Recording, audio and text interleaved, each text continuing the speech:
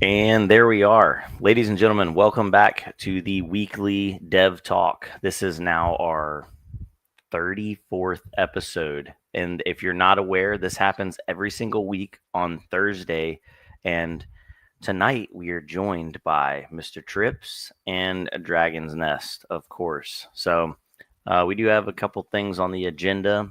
We'll let some people file in. It's going to be I don't know if it's going to be a super long one tonight. We might get talking about stuff and, nostalgia kicks in and time goes out the window, but we'll get the elephant out of the room right now. And yes, the mining pools are almost working. They were working earlier today, but we're having some issues. Right now, I was actually just trying to reload them, and it looks like the front end is not working, but my Bitcoin miner is connected and mining to the pool. And the Avalon Q, I don't know why that one is working, but my bit axes won't connect. And also my nerd miner won't connect. But I know the Avalon Q, whenever it doesn't have anything to connect to, it has no fallback. It will go down to 0 terahash, and it won't just keep like mining nothing. Because oddly enough, did any of you guys have an Avalon Nano 3? I wish. No, I've been looking. You're gonna give me yours? Well, apparently there's a fix for them now because there's an issue where the USB the USB, because they run off a Type-C plug. There's a little microchip next to that controls the voltage, and that's why they can't run on high for a long time, because it burns out that chip. Regardless, you can plug in a Nano with no pool, like don't put any pool in, and it'll start spitting out heat and start running like mining speed. So it's like, what is it mining to, right? I was like, They got it. Yeah, there's something backdoored there. That's weird. When I asked about it, because I've been in touch with the Can-Am team, I think I'm like one of their partners. I don't really know. They had me at dinner and like schmoozed me, all that kind of stuff, whatever. But I asked about that. I'm like, what's it mining to? And they're like, well, in regular mode, it defaults as heater mode. So it runs as a heater. And I'm like, yeah, but it's showing like a mining speed on there. So I think in regular mode means that they're mining to their pool, probably, which, to be fair, for testing purposes, it makes sense, because who's going to get a miner, plug it in, and then never set up a pool? Probably a new miner, probably somebody buying a Nano. But that's neither here nor there. My Nanos were chewing away, but I wasn't able to check them because the front end's down, but the Q was coming up and going down. So I think we still have some networking issues. I know, talking to Dragon, he was having some issues with some of his stuff, but he was able to bypass it. So he'll touch on that in a little bit over for the Varus pool specifically. But the behind the scenes, like in the staff talk and stuff, the guys have been absolutely hammering it. I feel bad because I'm just sitting back, because I'm gonna be honest, my technical ability is like nothing. I know how to get on and talk to people, and I'm not even good at that. So yeah. See, like Trips, technical guy. He's over there. He's doing stuff. I do stuff. I know enough to get in trouble. Absolutely. Anyway, let me give some of the early birds a shout out. It looks like Buddy Love was the first in tonight. Plore, we got the man. The man, actually, I think he was in the voice chat the other night. What's up, the man? Tech Bandit, Rad CPU Man, Isaac Ruiz or Ruse. So Brad Johnson. Oh, we got Brad Johnson. I missed him. Sorry, Brad Johnson. Also, yeah. Welcome one, welcome all. If you guys didn't hear, we've tried to post it. Try not to be too annoying about it, but there is a free poker tournament that we're hosting for the community. We also have some of our community members that are sponsoring some of the prizes.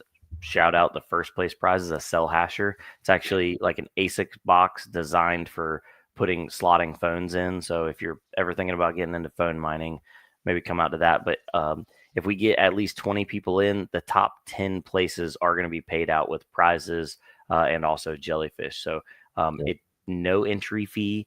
You don't have to be experienced. We're going to be using the Poker Stars app. So it'll actually show you what hand you have. Like, you don't have to do anything. You just have to show up and have a good time and come play with us. So if it goes good, maybe we could turn it into something more often. I think we're we were toying around with that idea. Poker's fun. It's Texas Hold'em, 2-card Texas. If you've ever played, it's not a hard game.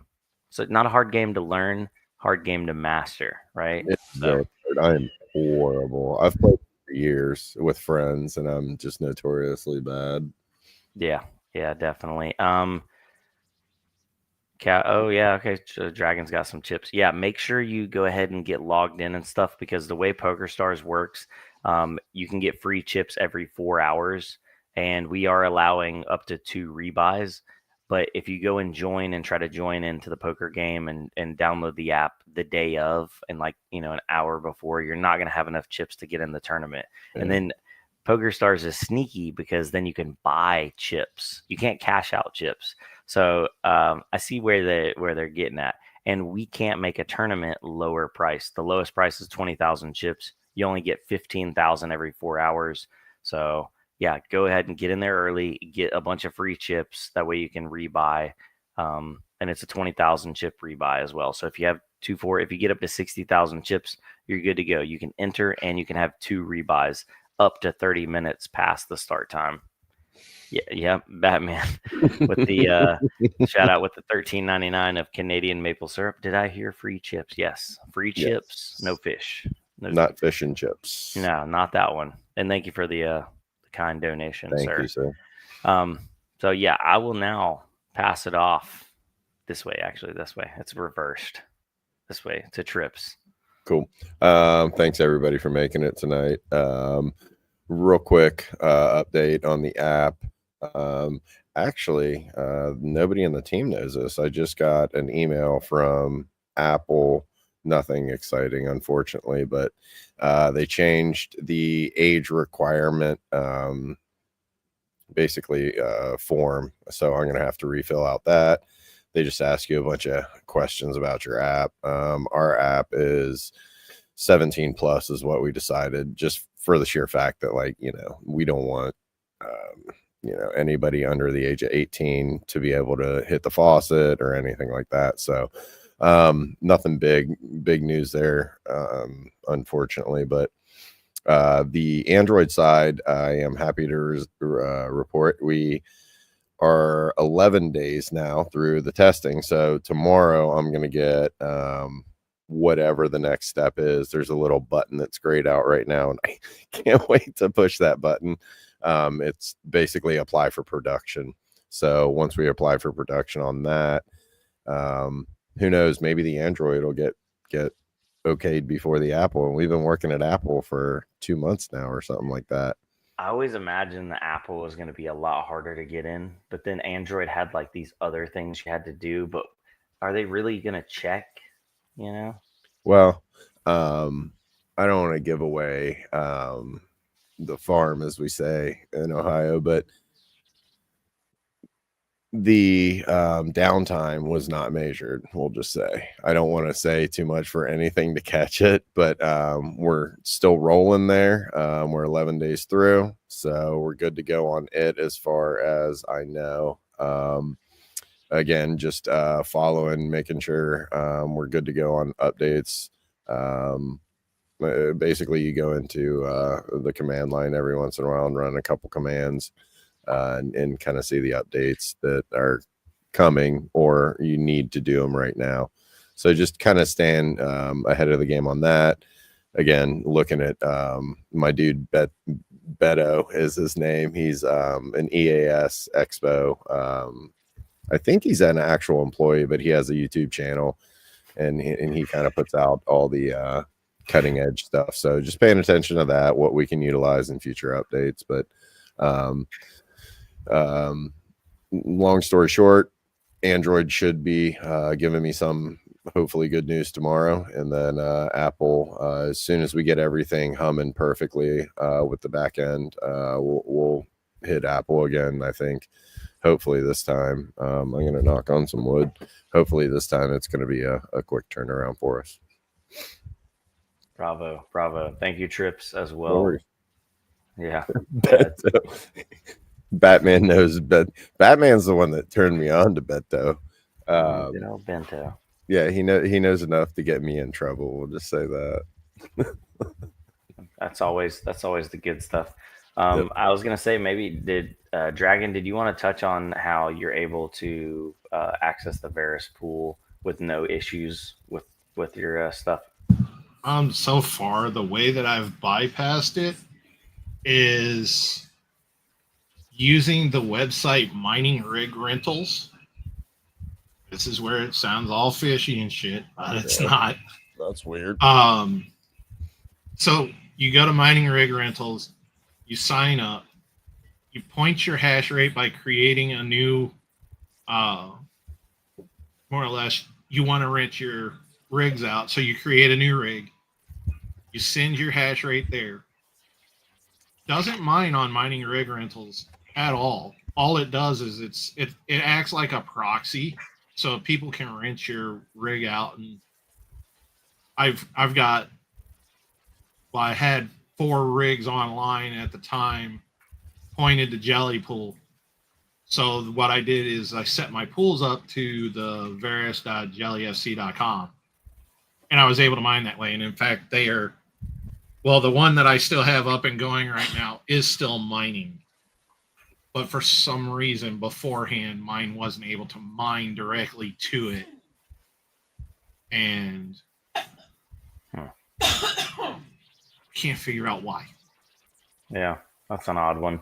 But I mean, realistically, hopefully by next week we should be all 4 wheels on the ground, full power again. Yeah.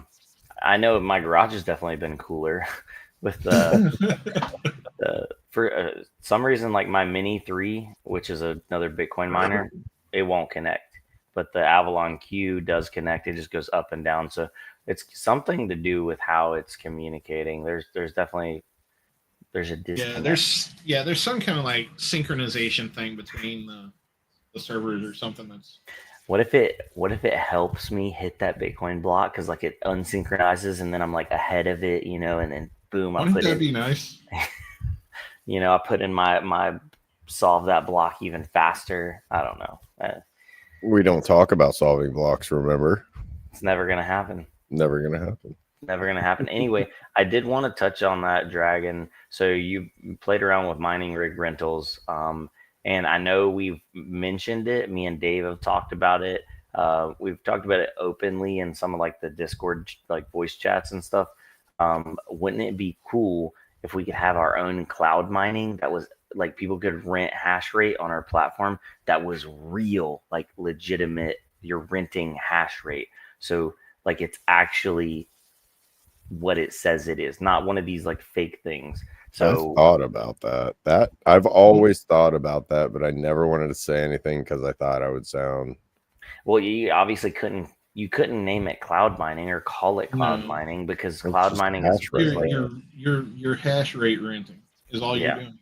Essentially, like if I were to run a rig at my house, you would pay me for the electricity that I would run it, plus maybe a % or something like that. So EL's like cloud mining is legit. Cloud mining is legit, but it's such a poisoned term because there's been so many people that haven't been legit that your average miner, when they hear cloud mining, there's like, nah, scam. Well, do you remember, not to get too far off topic, but the original cloud mining I remember, and Sneaky Chris looked into it back in the day, where you would rent cloud power and you would mine Monero because it was CPU compute. I remember, you would what was it? AWS had the free service, and you could like sign up a bunch of accounts. I made a little bit. I mean, I didn't get much. You couldn't get much because Monero is such a small yield. Always has been for me, at least. But I remember, Hashnet or Hashnest. I remember that one, Buddy Love. But back in the day, and I think that's why it got such a bad rap, because they kind of utilized the same nomenclature, the same terminology, and it's just like us with merge mining. You know what I mean? It's just we're just using a word like commonly hung up on it. Maybe remote mining. By the way, you were talking about that, and I'm actually working on setting up a micro PC as a tester.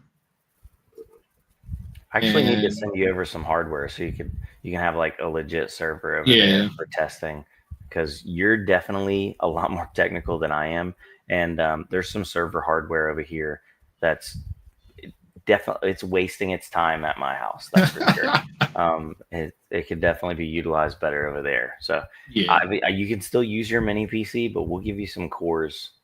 Yeah, on some other stuff I'm as using well. I'm using right now a little tiny mini PC that's a dual core, and it was doing about 1 mega hash on Varus, and I was like, well, wasting the 6 or 12 watts for that, or start developing something, and I'm gonna try and start developing it to where it will be able to, you'll be able to rent like my Varus miner, and then you can use Jelly.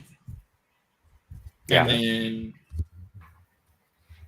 then it would deposit right into your Web3 account, because eventually, this is one thing that me and Dave talked about.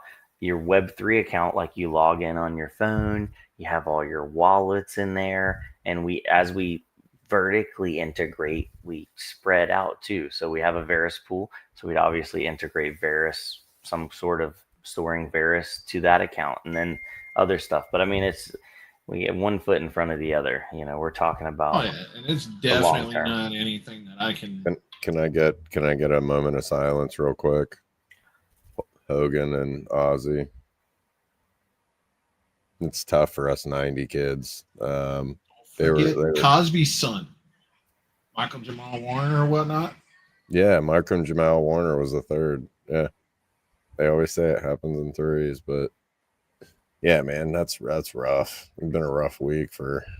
I literally saw it this morning about Hogan. Like, obviously Ozzy, I rewatched his, like, the final concert, and like Mama, I'm Coming Home. Oh my God, dude. Now that like hits totally different watching it.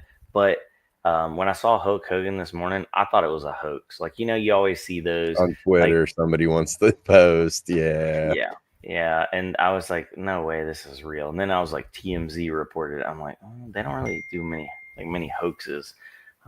Yeah, crazy. And apparently it was cardiac arrest, right? Something heart attack. That, yeah. That's what they're saying. And the bad thing is shortly before that, I believe his wife had said that his heart was in good condition, and then all of a sudden it happened.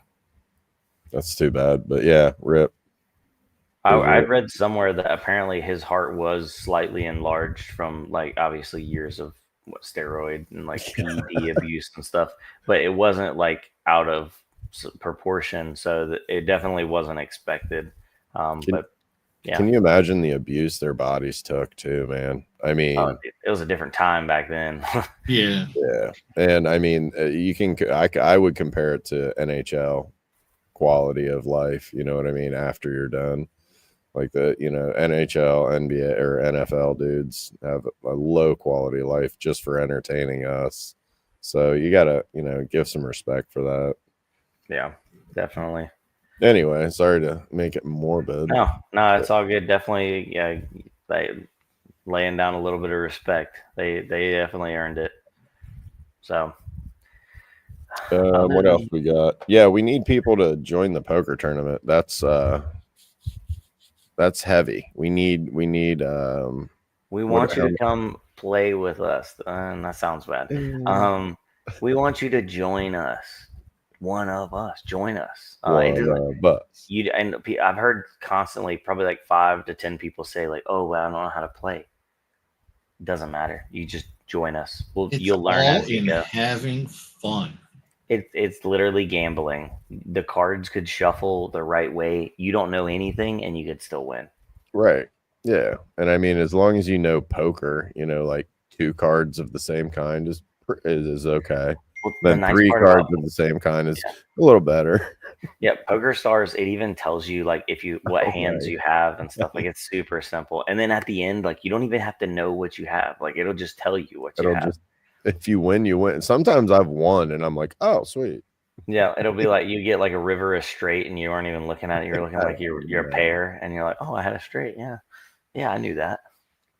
So, but yeah, we have 14. Well, we had 14. We started talking about the poker tournament and 2 people left. We have 12 watching now. So we have 8 people with I believe with staff included. So come on, we need some I don't people. think all the staff are in yet. No, I'm we'll sorry. Yeah, Yeah, all staff's not in yet. Have you registered yet, Trips, or no?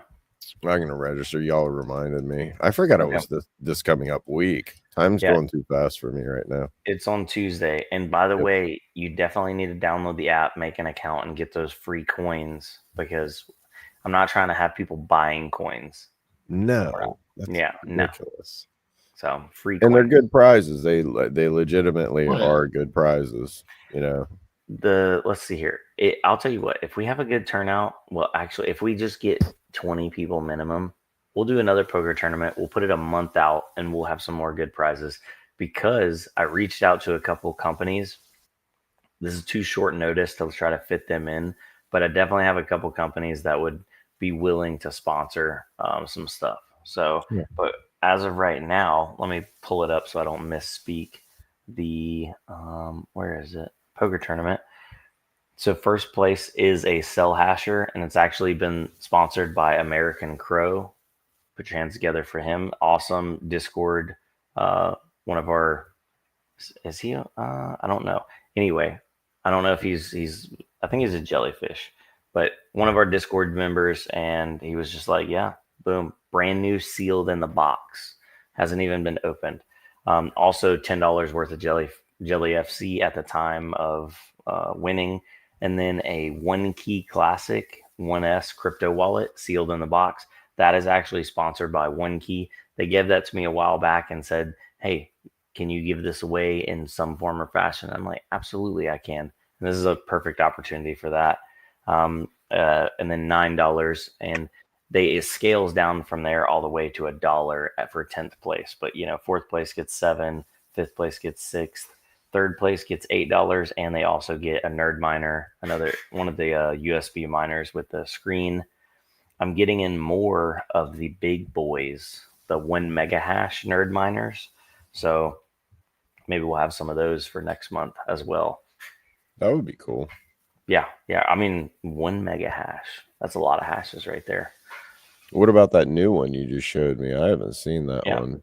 I've been recording some video content on it. It's like the size of, let's see here. Hold on.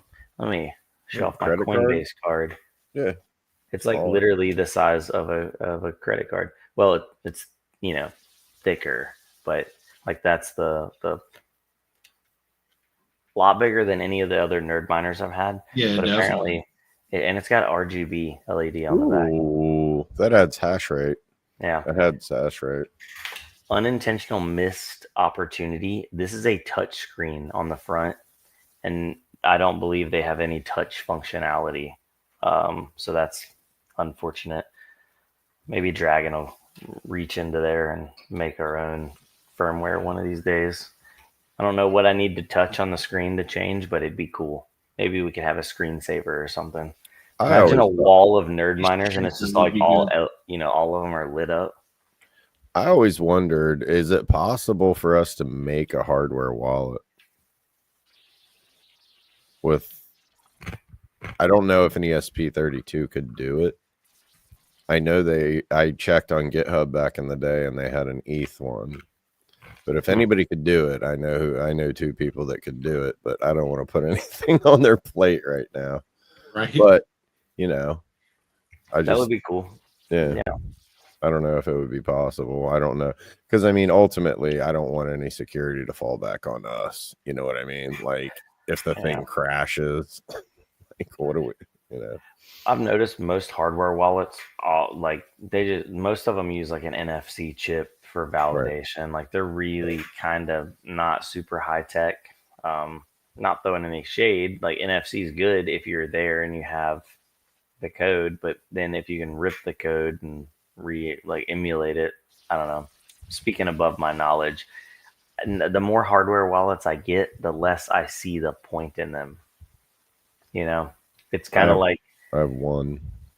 Yeah, like I don't know. I just don't end up using mine very much. But I also use my crypto. I'm definitely not in a situation where I'm like saving a long-term ton of crypto. maybe that's bad of me. I mean, I'm definitely not reaping the benefits of this last pump, that's for sure. But I don't regret it because it is what it is. When you take your money out and you got to profit, you got to profit, you got to profit. So well, truth be told, you mentioned we're moving, so to get rid of a payment, I'm about to cash out, not my Bitcoin, not my Jelly, but about little under $5,000 just to pay off a car, so we don't have a car payment for another 6 months or whatever it is.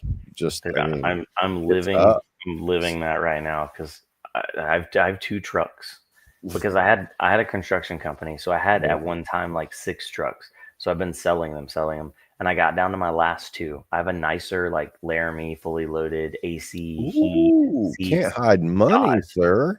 Super nice truck, diesel, love it, 4 doors. I don't end up driving it because it's so nice. It just hit like 70,000 miles.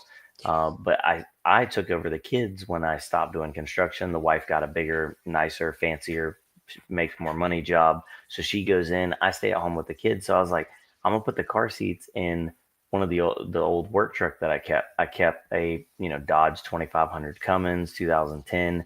It's kind of beat and banged up, but it's a 4-door, short bed, good truck. Well, you don't care if you kill it either. Yeah. The kid's dented or something. You don't care. Yeah, it's got it just hit like 160,000 miles, which is nothing for a diesel. So I ended up driving that for like nonstop, and I'm still paying the payment on the nice truck. And then me and the wife were just talking about it over like the last probably 2 weeks. We're gonna bite the bullet. I'm negative about $5,000 on the nice one, the white one. We're just gonna bite the bullet and sell it and just pay it out of our savings. Get rid of the yes. Get rid of the payment. That payment every month is horrible. I hate it. I absolutely hate it. The vehicle we're gonna actually no, it's not that one. The one we pay off next year. We just found out we were having triplets, and I had a 2014 WRX. So we already had one car or one kid. So it's like, oh, we need 3 rows. And it was like in that used car depression where there was no used cars. Found one, I think it was an hour and a half away from us, the Yukon. And basically they knew they had me. I was sitting there at the table, and I took a bath in my WRX, and then like they gave us a good price on the Yukon. I will say that. But it's like at some point you just gotta bite the bullet, dude, and I feel for you, man. I ended up, so your 2014 WRX, I had I believe it was I think it was a 15 Rally Art, and it was the all-wheel drive turbo model. That was the last year they did the turbo model in the Rally Art, wasn't it? I think so. Well, they went Evo only had the turbo, I think. Well, there was earlier models that had no turbo, and then there was like a good range that had turbos, and then eventually I think they phased them all out. I don't even think a Lancer is a car anymore. It's like an SUV. Right. It's like a crossover thing. It's a crossover, I had to get rid of that because we were having our second kid. It didn't make sense to keep like this little turbo 4-cylinder car. We were thinking we were maybe going to have more kids after this. So that's when, we got into a like an SUV, safer, because that was back when my wife was hauling the kids around. So she had a 2-door Honda Accord, and I was letting her drive my Rally Art, and I was, had my trucks and stuff. She didn't want to drive a truck. So I was like, we'll get rid of the Rally Art. We'll get an SUV, and I still regret it. I miss it, but I mean, what would I do with it? I got my bug eye in the garage. I still got the. Yeah, we were. Baby. It came in when we're moving, and like I want to get it out of our garage while we take pictures and stuff of the house, obviously, like for whatever reason. And she was like, "You don't want to sell it," and I'm like, "Don't even speak those words, woman, because I'm gonna be 5 years down the line, and I will kick myself in the butt, man." Yeah. My keeper car is my Integra. I've had that thing for How's that going? In a decade and a half. I mean, it needs a motor. Okay. I mean, it's sitting in the garage. K series? What are you gonna do? It's a B18, but I probably would just put a B20 in it out of like a CRV. Keep it simple. I had a turbo kit on it. I'm probably gonna pull the turbo kit off. I just want to enjoy the car, you know, and drive it. It's been broken for like the last 2 years, so whatever. Well, let's be real. Like that's with my WRX. I'm like, I don't care. It can't keep up with anything on the road now. So I'm done building it. Like I'm just gonna drive and enjoy it, like you just said. Yeah. I just want to drive it. So like back in the day, like when I had that thing, it was, you know, it was fun and it was fast. You could blow some doors off on that thing. Yeah. Like a 400 horsepower 4-cylinder was fast, you know, years ago. Now I think they're coming factory with almost that. Honda Accord factory is over 300 horsepower. It makes me sad. But yeah, it really Buddy Love said yawn. Sorry, we're talking cars. Yeah, it's easy to get me drug into cars. Me as well. But yeah, long story short, payments they blow. So I'm dumping the truck, hitting a little negative equity, and then not have to pay that payment no more. So, yeah, I feel your pain. It just stinks that you're having to cash out crypto. But I mean, it feels like it's a good time to cash out because people are talking about. Yep. I'm knock on wood. I don't want to. This is not financial advice. It feels really high right now. It feels really high. When it keeps tickling that 120, I'm like, because honestly, 6 to 8 months ago, my sell point was 125 Bitcoin. And of course, now that we're almost there, I'm like, nah, it's going to go higher. Like, I'm going to hold on to it. It's going to go higher. So yeah, 125 is just going to be a stepping stone. Yeah. And I mean, if I give it to my kids, I give it to my kids. You know what I mean? Unless I absolutely need it at some point, I'm just going to let her ride. Yeah, I've never been like a Bitcoin maxi, but like the longer you're in it, the more you realize like Bitcoin is the king. And now, like I watched one video and it was like, you know, Bitcoin was always designed to be like $1 million, right? Because the way it breaks down, 1 Satoshi at 1 penny means Bitcoin's $1 million, right? Right. I believe that's how it works out. Because right now, I've heard something about that. Why Bitcoin will go to $1 million. Yeah. So 10 Satoshis is a penny at 100,000. Yeah. That's how it works. 100 Satoshis is 10 cents at 100,000. So $1 million would be, that means 100 Satoshis will be $1, 1,000 would be $10, and so on. And then 1 full Bitcoin or whatever. 1 million Satoshis is $1 million. 1 Bitcoin, $1 million, regardless. But apparently there's a thing called subtoshis. Didn't even know about it. Pieces of a Satoshi. And I watched a video on that. Apparently that code is not active, but it's being worked on because people are like, yeah, it's not going to stop at 1 million. It's going to go more. So it's kind of crazy to think that people are already developing beyond $1 million evaluation. Microsats, MSATs, subtoshis, same difference essentially. So are they going to try to produce more Bitcoin or? Nope, they're just going to be splitting up, and it's basically extra decimal points. Instead of it going, 8 deep, it's going to go 9, 10, and so on deep. But imagine 20, 30, 40, 50 years from now, a Satoshi is $1. Like a Satoshi. What if it's $5? Could be, or $10. None of this is financial advice, by the way, because it probably sounds insane. This is not financial advice. Dude, when I got started, like back in 2016, 2017, if somebody told me Bitcoin would have been 100 grand, I would have bet my house Bitcoin would not hit 100 grand in my lifetime. Like I'd have to be old and decrepit, and now it's sailed right past it. Yeah, and I still got at least a couple years left. It's the old adage, and I don't want to say I'm stuck in it, but I wish I would have bought more.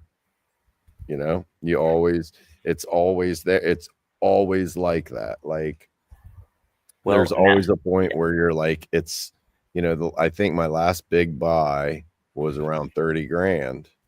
And I was like, why am I doing this right now? It's going to go back down to 10 grand or 14 grand. And I'm like, you know, believe in it. You have the money set aside for it anyway. It's for investing. So put it in. And now I look back and I'm like, why didn't I double that? I had a little bit of extra money. Like, why? More than ever now, I'm like super cognizant of like stacking Satoshis. Right. So like, you know, I've gone, and a lot of people criticize it, but I've gone and like tried to, you know, find all these little games where you can like earn and stuff. Honestly, there's one called Idle Mine. I friggin' love it. There's no referral fees, so people can't even say that like I'm trying to push referrals. It's one of my favorite games on my phone. I play it constantly, and every day you can cash out. And I cash out anywhere from like 50 to 70 Satoshis, 5 to 7 cents, right? But it's literally free money. And when you think about Bitcoin in like Satoshis and what it could be, because I remember, dude, 100 Satoshis was nothing when, you know, when I got started. Like, we didn't even talk about Satoshis. We were talking about, oh, I got, you know, 0.00 Bitcoin. You know, we weren't saying like 100,000 Satoshis. So, right. Changing the way you think about it and like accumulating it definitely like for long term, you know, is cool. So yeah, and Buddy Love, thank you for pointing out the DCAing. That's essentially my strategy was DCA. But then there's like points, certain points and price. Like I mentioned, like if it hits 125, it'll be very tempting for me. Because I have, you know, my buy at, I think it was like 34K. That's how are you going to look that profit in the mouth and say goodbye? So, yeah, and you know, everybody's life is different. You know, I'm not, you know, I don't need to sell anything by any means, but you know, just to make a little profit. And to be honest with you, I've never done that in crypto. I'm still holding stuff from 2019. I still have a little bit of ETH that I think I mined it even. But yeah, it's when you want to do it, just do it. Don't look back either. When Bitcoin, if I sell and Bitcoin's 200K, I can't whine. Yeah. So going down the rabbit hole of like Bitcoin mining and stuff. So apparently like virgin Bitcoin right now is not super valuable, but a lot of people are talking about, you know, they set up a virgin account that's never been hooked up to anything else. They've never sent anything in and out of it. And, they're, you know, mining to a anonymous pool is what we're going to call it right now. Cause there has been some potential legislation brought forward to make pools KYC, which that's a whole nother, you know, ball of worms there. But, you know, virgin Bitcoin, which is mined and then deposited into a wallet that never is attached to anything, essentially has no like paper trail.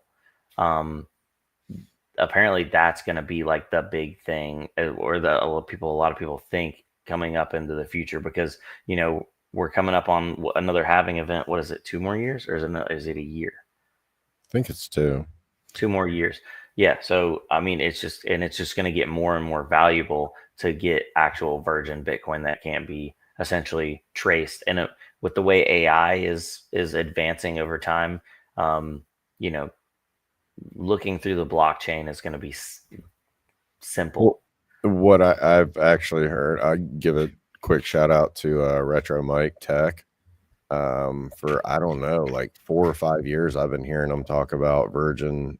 Even I believe he really likes Litecoin, and I had 10 virgin Litecoin at one point, and the way I followed his thesis or whatever you want to call it, but basically he's saying that when these institutions get the ETFs, they have to buy the Bitcoin. Well, they have to prove to, whether it be the federal government or the lenders or who they need to prove it to, but this isn't a dirty Silk Road stolen, you know, Bitcoin. We have to prove essentially on the blockchain where it came from. That's at least my understanding of it.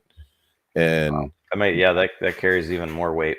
And Buddy Love, when I was talking about that, I just meant like, because a lot of people mine to exchanges. That's common knowledge. You're not supposed to do it. Everybody does it in one form or fashion. So, like, if you're mining to your exchange wallet, they know that you're getting it. They know. Yeah. Well, but if you're mining to a a wallet that's never sent anything in and out of any exchange, because from what I understand, if it ever gets to that point, which it may, where they go back on the blockchain and try to figure out who had what and when, where, and why, and basically for taxing unrealized gains, which could be a thing. Some people think it's not going to be a thing. It could absolutely be a thing. They've tried to do it in other avenues. They could be like, oh, well, you interacted with this wallet, 50 times back and forth, and that wallet has 3 Bitcoin in it, by reasonable deduction, that's your wallet. Yep. And I mean, hello, I don't think I can say it tonight. Anonymity and anonymity goes out the window, because I mean, if you mine to an exchange, more than likely you're mining to a safe exchange, I would hope, not like ZegX or something like that, which KYCs. Yeah. Not to throw shade at ZegX. Sorry, that was rude. But them while they're down. I mean, they're down and they ain't never getting back up. No. So the other thing is, and I might be mistaken, but I know a little bit about exchanges in the back end, how they work. If you mine to an exchange, more than likely they're taking your Bitcoin and selling it to somebody and then just promising you whatever you mined.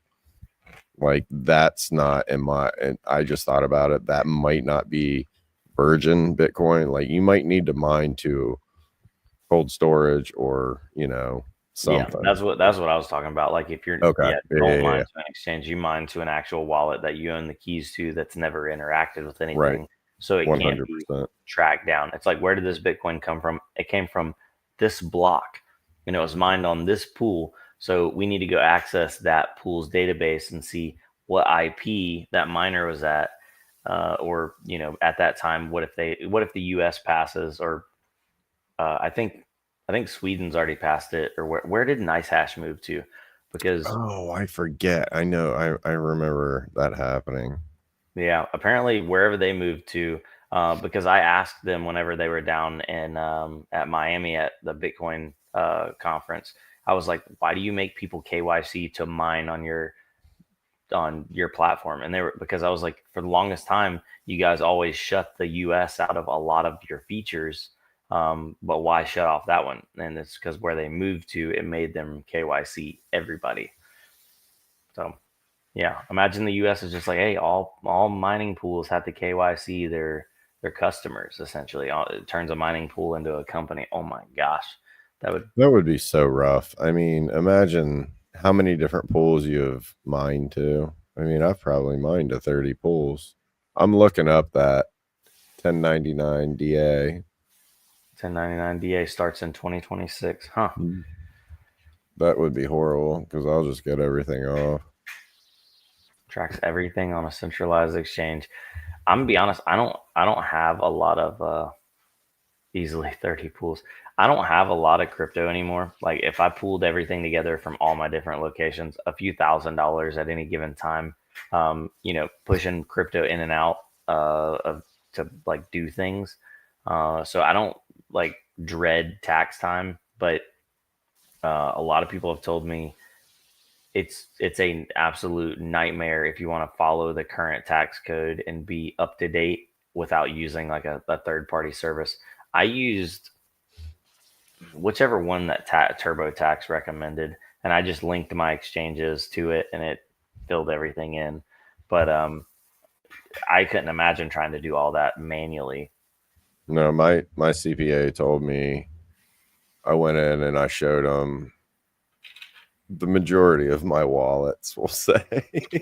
And he was like, basically, if you can keep it under this amount and you're not touching it right now, let me know when you touch it or when you take profits, and then we'll address it. because the way I'm going to take profits will always be through, I don't want to say always, but usually it's through Coinbase utilizing their credit card. Because I mean, it's silly not to spend USDC and then get a little bit of Bitcoin back, because I think you get 4%. They're starting that up again. Oh, you get 4% now? You have to get the new card, but yeah, they're starting 4%. Oh, okay, the new card. But yeah, I mean, as far as like reporting it and stuff, the turbo taxes and all that stuff, they kind of have it built in, from my understanding now. I mean, it's not a dark art as it was like 5 years ago. If you would have gone to somebody and been like, "Can you do my crypto taxes?" They would have been like, "What?" So at least my guy, he's old, like he's like 75 years old, and he knew about crypto, and he asked, I told him my mind, and he kind of understood that I get paid every so often when I clear that. And he's like, that would be your income if it were that you would take capital gains on, but I haven't taken any yet.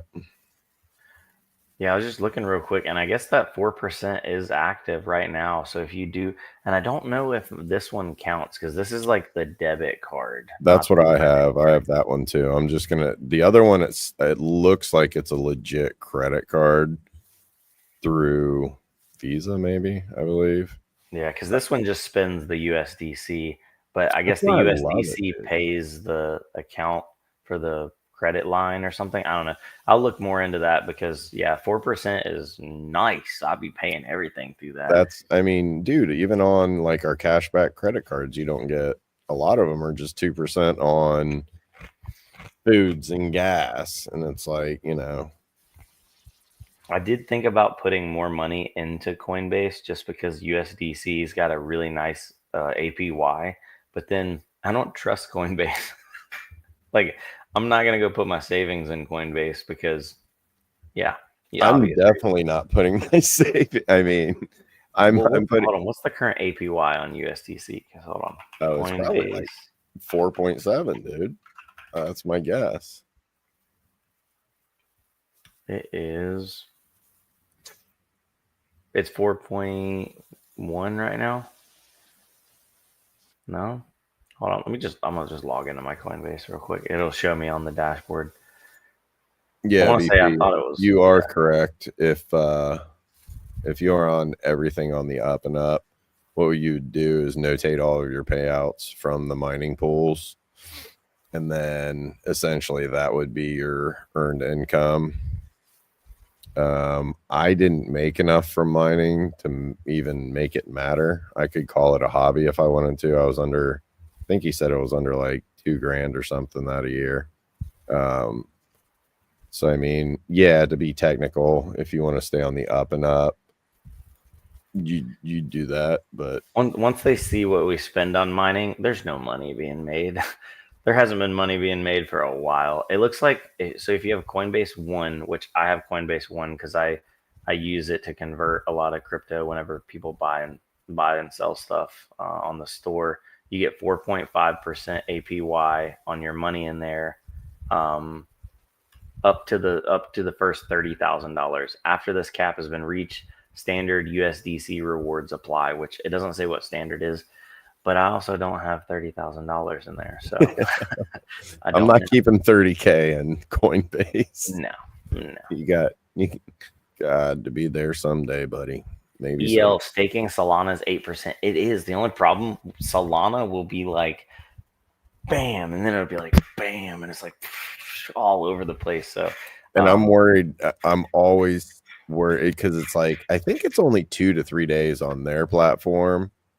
Some places it's 7 to get it unstaked, but I'm always worried it's going to be like, oh, there it is, $450. I need to sell. Oh, half of it's staked. I do have half of mine staked though, so I have a bunch of it staked. There the other way, and I don't even know if it's still viable, but I used to do it, was the pool farming. If you just go on decentralized exchanges, put money in liquidity pools like hot coins that are trading a bunch, you know, there's always the impermanent loss that you could get snuck on. But I mean, there are still ways to make your money. What do they call it? What? You know, when you basically don't work for it, you know, like when you're making money when you're sleeping. What's that called? Why can't I think of it right now? Because it's 10:30 on a Thursday. About passive income. Thank you, Dragon. Passive income. Thank you. But yeah, thank you, Lupe. But Lupe, have we had any new people sign up while we've been live? There's 15 people in here. We don't even need 15 people to sign up to hit our 20 person goal. We need 12 more to hit our target. Also, I was looking into the terms of service on YouTube. I think as long as we don't monetize the stream, we will be able to live stream the poker tournament on the Jellyfish channel and not have any issues, because we're not playing for. There's no money being involved to play, and there's no there's no the terms of service read. There can be no accountable loss to players, because if they lose, they're losing free chips. Right. Which is crazy, because I see channels on YouTube all the time literally like gambling, and I'm like, how do they get away with it? But I'm not trying to push the rules. Thanks all the for way. Reading also, terms of service. I just don't want to like nuke our channel. You know, Isaac Ruiz earlier asked about the mining pools. Yes, we're having issues with them being down. So if you're trying to connect right now, we can try to help you on Discord, but it's a hurry up and wait situation. So once everything's back 100%, I'll definitely be releasing like a dedicated video. And if anything changes on how to get set up, then we'll address that as well. No new players. That's wild. Boo. Mm-hmm. Yeah. Another thing that me and Dave had talked about when we're just to comment on the staking thing, because a lot of people, you know, like, oh, you talked about staking Jelly in the past. There was a service that, and I don't know exactly, Dave was trying to like kind of deconstruct it and figure out how it was working, but you would go on this website, you could connect your wallet. I know, scary. They're going to steal all your money. You could stake any Solana coin, any of them, and you would earn rewards back in that coin. And we were trying to figure out how they were doing it. Are they just taking your coins in, selling it, staking Solana, and then buying your coins back? Because there was an unstaking time frame of 2 weeks. So it gives them, you know, time to kind of like figure it out. We thought that was interesting. We just haven't been able to even make it that far with all the other stuff going on. So staking Jellyfish, you know, isn't here, but it doesn't mean it can't be here one of these days. A lot of people who post online gambling blur out the platform they're playing on to get around terms of service. Yeah, luckily I don't think we have to blur anything out, because PokerStars is a well, I'll be playing on you can't actually play for money, I don't think. Like, I'll be playing on my phone, so I don't know how. Can I play on the PC? Can you play on PC? You're supposed to be on PC. I don't think the PokerStars is on PC. Yeah, I don't think the phone app works. I think it's just a Windows application. And we need everybody in Discord. Boo. All right, they need to be listening to the rules. Lupe's going to be the pit boss here, too. Oh, nice. Actually, I think Lupe is playing. Who's the pit boss? We'll figure it out. All right, I'm downloading it now. Yeah. Anyway, I was going to say we're way over time. Yes, It's supposed to be a short stream. If you guys want to come hang out and hear us jabber, we will be in Discord. Rock on. Yep. Thanks, everybody. Thank y'all for coming out. I pressed the end button. It's hanging. It normally doesn't take this long. Are we still live? Let me press end again. We're still live. We're still live. It's still live up top left. Each